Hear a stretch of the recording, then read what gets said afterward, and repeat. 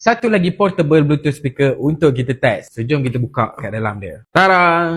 Ulun Bluetooth speaker. So, dekat dalam kotak ni, dia juga ada bagi satu charging cable dan satu user manual. Charging cable yang dia bagi ni micro USB guys.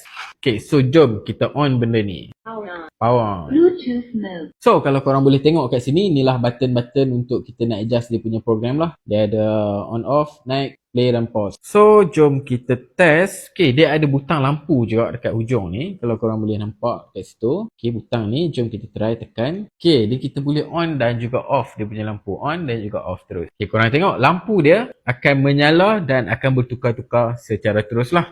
So, jom kita tengok berapa kuat Bluetooth speaker ni. Kita akan naikkan volume dia sampai habis. Volume maximum. Volume maximum. Okay, bunyi dia tak adalah kuat sangat. So, jom kita test play TikTok. Sebab kalau nak play lagu kan nanti kena CG pula.